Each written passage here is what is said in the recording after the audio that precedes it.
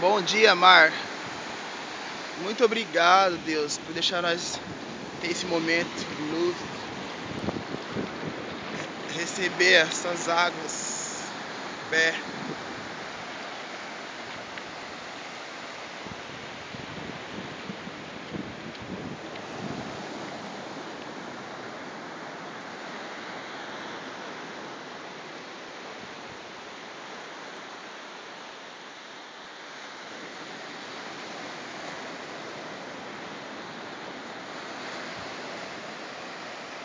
Aqui na ilha Sete Fontes.